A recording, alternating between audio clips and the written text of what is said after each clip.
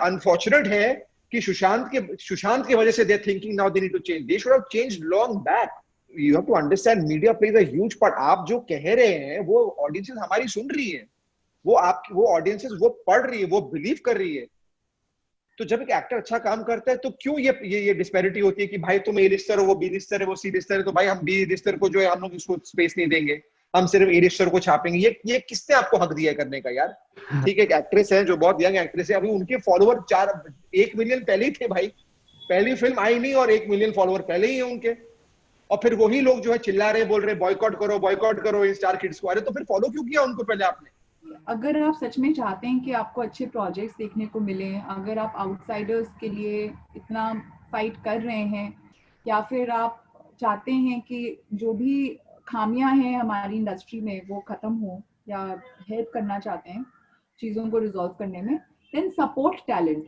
सबसे पहले तो यार this entire idea of media needs to stop. हमारा फिल्म इंडस्ट्री जो है वो उसमें यहाँ पे कोई भाई बहन यार दोस्त नहीं है. It's a business oriented industry. If you are saleable in any form possible, people will be giving you work. If you are not saleable, then you will be not getting work. Like I did not get work for the last 5 years. तो मैं nepotism का बहुत बढ़िया example हूँ. I just don't like the spirit with which each of these discussions are happening. To be very honest, Ravi.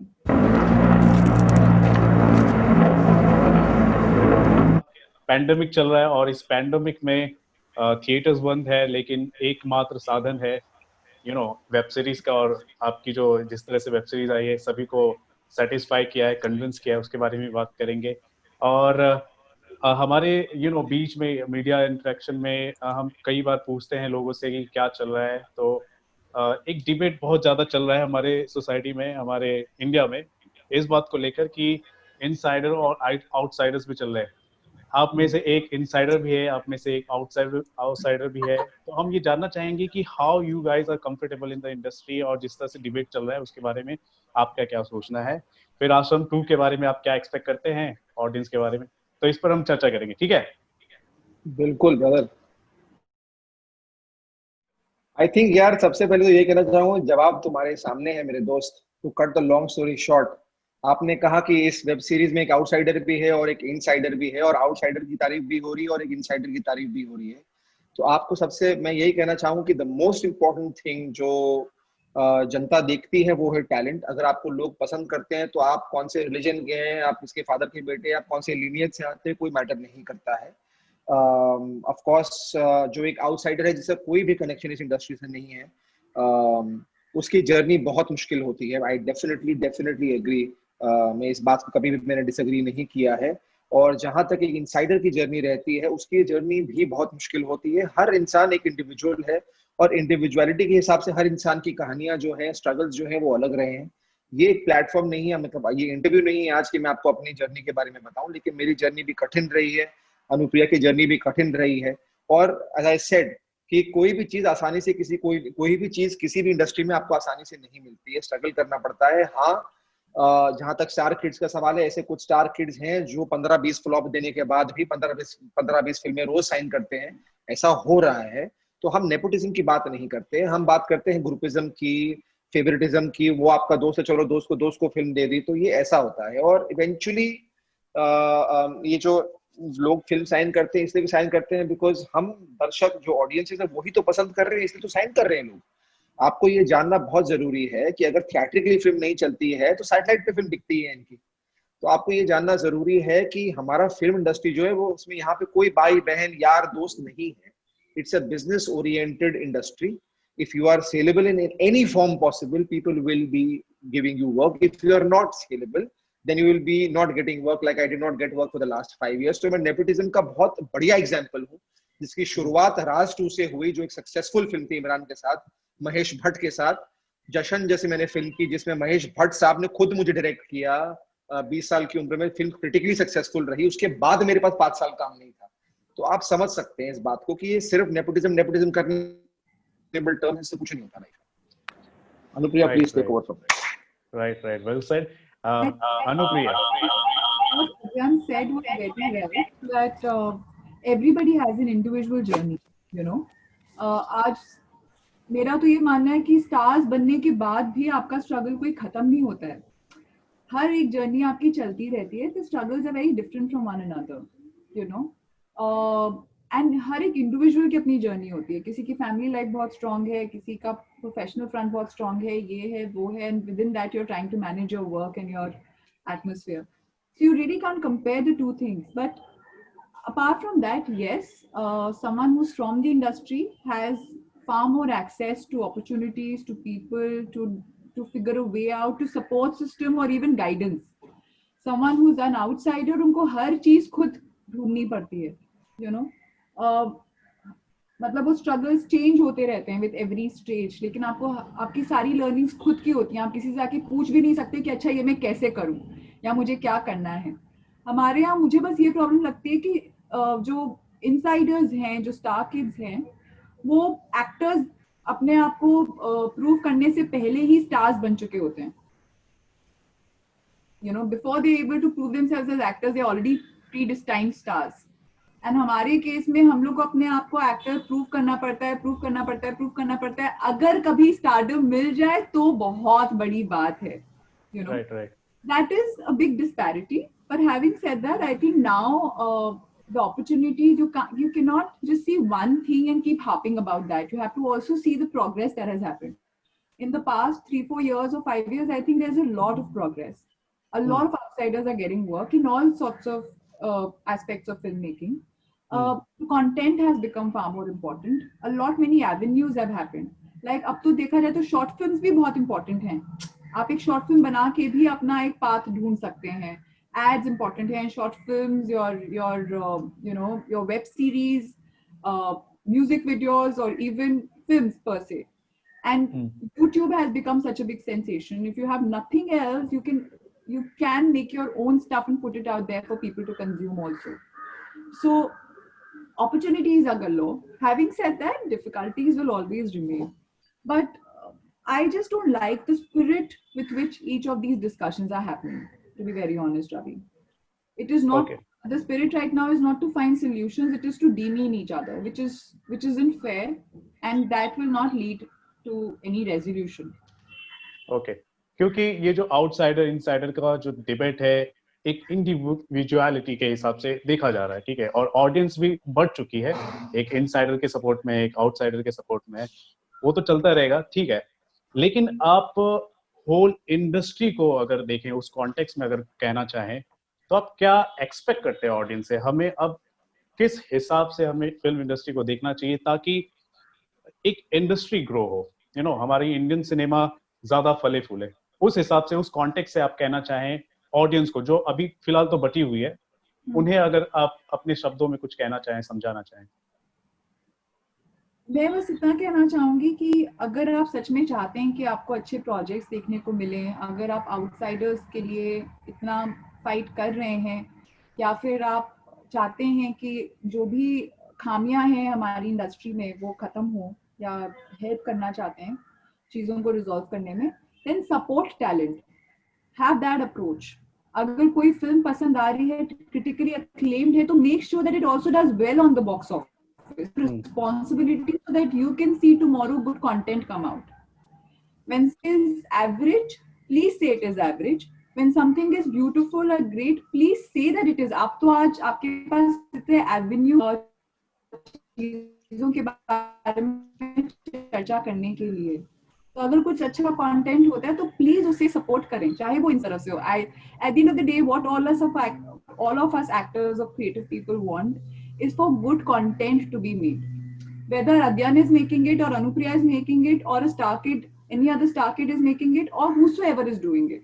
हम लोग अगर true artists हैं तो हम लोग अच्छे content को हमेशा बढ़ावा देंगे, and it will always make us happy. Coming from any lineage. So as an audience, be responsible to support content of films or web series which are up to a certain level, and appreciate them full-fledgedly, and make sure that they do business. Please get out of your house and spend that 200 rupees. Let it entertain. Also think of it as a responsibility for the upcoming few years. Right. अध्ययन business बहुत important होता है, you know. क्या होता है आजकल आए दिन गए boycott, Bollywood boycott, film industry बहुत सारा ट्रेंड कर रहा है. आप भी इसी कॉन्टेक्स्ट में कुछ कहना चाहेंगे कि फिल्म इंडस्ट्री कैसे ग्रो हो सकती है, और ऑडियंस को आप क्या बताना चाहेंगे? I think film industry, as Anupriya also said, that there needs to be a lot of fair play happening. I think सबसे पहले तो यार this entire idea of media net needs to stop.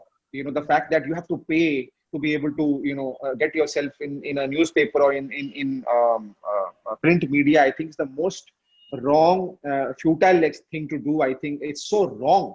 यार जो एक इंसान जो एक छोटे शहर से आया है, उसने एक बहुत अच्छा काम किया है, बहुत तारीफ हुई है, और वो चाहता है कि लोगों तक वो बात पहुंचे, वो आदमी 5 लाख रुपए कहाँ से लाके देगा यार मीडिया नेट के लिए? आप मेरे को एक बात समझाओ।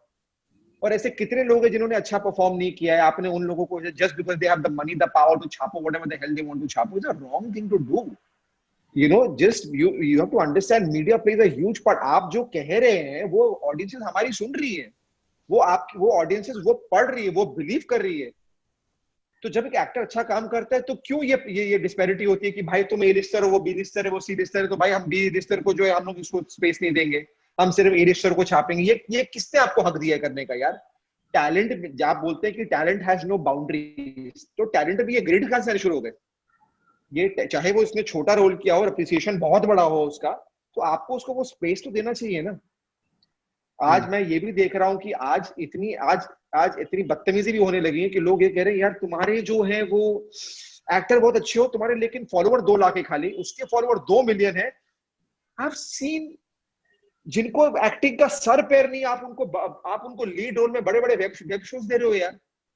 मैं नाम नहीं लेना चाहूंगा, but it's shocking. I saw a promo yesterday where you have given an influencer who does not know A of acting, you given him the lead role as an action star in the film. तो हम लोग क्या कर रहे हैं बैठ के फिर यहाँ पे? बाकी अनुप्रिया क्या कर रही है? चंदन रोशनयाल क्यों स्ट्रगल कर रहा है लाइफ में बैठ के आज यार? उसको क्यों नहीं बड़ा रोल मिल रहा आज? They are getting good work, but I'm saying they should be the face of a film or of a web series, of a project. They are great actors, yaar. Give them work. I'm not discussing about me. I'm talking about actors like Anupriya, actors like Chandan, actors like Tushar Pandey. Tushar Pandey की कितनी तारीफ है show में। तो क्यों भाई जो है लोग जो है मीडिया जो है उसके बारे में नहीं लिख रही? क्यों? उसको अगर वो पैसा देगा तो ही लिखेंगे, ऐसा क्यों है भाई? तो इट्स वेरी, जैसे कि आपने कहा कि आउटसाइडर की जर्नी और भी मुश्किल हो जाती है बिकॉज इट्स सो फ्रस्ट्रेटिंग। उनका तो मीडिया में लिंक्स भी नहीं होता है। आपने अभी कितने स्टार किड्स आए हैं, जैसे कि मैं बोलता हूँ, forget, I don't want to take names because I get very angry, but एक एक्ट्रेस है जो बहुत यंग एक्ट्रेस है, अभी उनके फॉलोवर 1 मिलियन पहले ही थे भाई। पहली फिल्म आई नहीं और 1 मिलियन फॉलोवर पहले ही है उनके। और फिर वही लोग जो है चिल्ला रहे, बोल रहे बॉयकॉट करो इन स्टार किड्स को। अरे तो फिर फॉलो क्यों किया उनको पहले आपने? आपने उन लोगों को फॉलो किया, 2-2 मिलियन फॉलोवर दिए। यहाँ पे सारे एक्टर मर के हो जाते हैं, तो उनको 20,000 फॉलोवर नहीं मिलते हैं आज। आप समझ रहे हो इस बात को? ये जो तो ऑडियंसेस का पर्सपेक्टिव जो अभी बदलना शुरू हुआ है वो बहुत जरूरी था। ये अनफॉर्चुनेट है कि सुशांत की वजह से they thinking now they need to change. They should have changed long back. But I hope कि दिस चेंज जो है वो 2-3 महीने में, जैसे पैंडेमिक खोले भाई, वैक्सीन आएगा, सब बिजी हो गए, ऐसा ना हो कि भाई जो लोगों ने चेंज करने की कोशिश की थी वो चेंज हुआ ही नहीं है, वो सिर्फ एक दिखावा था। ऐसा नहीं होना चाहिए। यू नो, तो अभी भी मैं आपसे कह रहा हूं कि ओटीटी प्लेटफॉर्म ने हाँ बहुत दरवाजे खोले हैं एक्टर्स के लिए, लेकिन अभी भी बहुत से एक्टर्स के लिए और बहुत से प्रोडक्शन हाउसेस के लिए दरवाजे बंद हैं। because I know I've been a producer, the majority chunk of funding wants to go to bigger producers, bigger directors. और मैं अभी obviously नाम नहीं लेना चाहता because मेरा इसमें कोई एजेंडा नहीं है, but there are such shit content they're making. It's unfair because there are such good directors and writers out there जिनको मौका ही नहीं मिल रहा है फिल्म बनाने के लिए। तो अभी भी जो है वो प्रॉब्लम है। We still need to solve it. The media needs to stop being biased towards bigger stars. So media also needs to help new talent यार। Right. Ultimately यही conclusion है कि right fan base to right talent होना बहुत जरूरी है। ठीक है, अब हम वेब सीरीज की तरफ आते हैं। well said both of you, well said। ठीक है, तो वेब सीरीज में एक डायलॉग है बॉबी सर का, वो कहते हैं कि इस वेब सीरीज में हम उपदेश नहीं, हम संदेश देना चाहते हैं, हम संदेश दे रहे हैं। ठीक है, तो आप बताइए ये वेब सीरीज लोगों को किस तरह का संदेश देगी? हम क्यों देखें वेब सीरीज? वैसे तो अभी तक करोड़ों लोग देख चुके हैं और सुपर हिट हो चुके हैं, फिर भी आप बताइए, आप दोनों। आप बताइए, मैं सांस ले लेता हूँ चलने के बाद। So I think मेन तो एक ही संदेश है कि विश्वास करना या किसी गुरु को फॉलो करना गलत नहीं है, लेकिन अंधविश्वास गलत है। अपनी सारी सेंसिबिलिटीज को त्याग कर आप अपने आप को पूरी तरह समर्पित कर दें किसी और को, और सही गलत के मायने भूल जाएं, वो बहुत गलत है। एंड यही बताने की कोशिश हो रही है कि सुपरस्टिशन नहीं है। Spirituality is not being superstitious, it's not being afraid, it is not functioning out of fear. आप किसी गुरु को हर चीज मान के उनकी एक एक छोटी छोटी बात इसलिए मानने लग जाते हैं क्योंकि एक तो आपको लगता है आप मैजिक में बिलीव करना चाहते हैं, आप हार्ड वर्क करना चाहते हैं, ये सोचते हैं कि जाके सवेरे शाम हाथ पैर जोड़ लेंगे, उनके हिसाब से चीजें कर लेंगे तो काम जल्दी से हो जाएगा, ठीक ठाक हो जाएगा। एक्चुअल प्रैक्टिकल जो चीजें हैं वो नहीं ले स्टेप्स लेंगे अपनी प्रॉब्लम हटाने के लिए। और दूसरा, आप डरने लग जाते हैं कि अगर उन्होंने कहा है हम नहीं करेंगे तो ये उल्टा हो जाएगा या गलत हो जाएगा। Any sort of spirituality should make you strong from inside, and that's Any when sort of spirituality, right? and that's when you are on a real spiritual journey. तो ये वेब सीरीज खाली यही दिखाना चाहती है कि एक्चुअल में आजकल लोगों की stupidity की वजह से, I'm sorry to use that word, but उनकी गलतियों की वजह से क्या क्या गलतियां हो रही है, उसमें जनता ज्यादा रिस्पॉन्सिबल है जो अंधविश्वास में पड़ी हुई है। तभी कुछ इस तरह के लोग हैं जो गलत धारणाएं रखते हैं, गलत उनके इंटेंशंस हैं, वो इनका फायदा उठा पा रहे हैं। It's not against, it's not saying that it is, there are no spiritual leaders, there are spiritual leaders, but you have to have your individuality to find your own spiritual journey. You can't let go of that. Right. Adyan, your master comments? मैं अभी भी गुस्से में हूँ। नहीं मैं मजाक कर रहा हूँ, बट नहीं बट अध्ययन के नहीं तो मुझे भी डर लगने लग गया। No, personally I'm saying you Adyan is one of the most genuine guy. Yeah. मैं आपको मैं बता दूं, बहुत सटीक बात करते हैं। 3 साल पहले मैं इनसे मिला था। बोलना बहुत मुश्किल है, and his intentions are very pure. I'm also very enthralled by that because thank you. Actually the way he's saying things, his intentions behind saying these things are extremely pure, and it's for the benefit of others to really make some valid change. Yes, thank you so much. नहीं absolutely. I think सबसे पहले तो मैं ये कहना चाहूँगा कि आपका सवाल क्या था मैं भूल गया।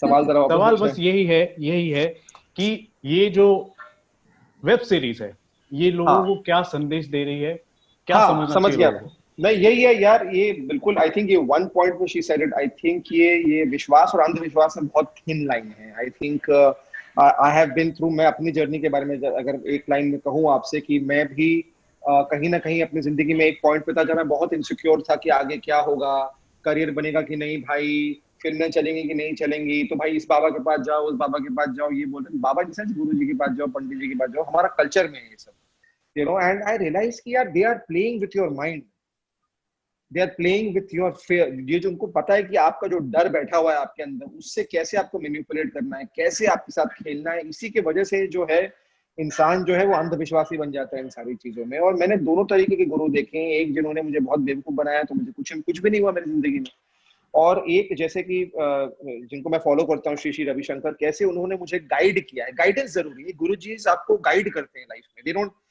भगवान एक ही है भाई, भगवान गुरुजी नहीं है, इंसान कभी भगवान नहीं बन सकता लाइफ में, लेकिन only because they have wisdom, अपने विजडम के थ्रू वो चाहते हैं कि आप अपनी जिंदगी जो है वो गाइड करें, और कोई रीजन नहीं होता गुरुजी के आपकी लाइफ में आने का।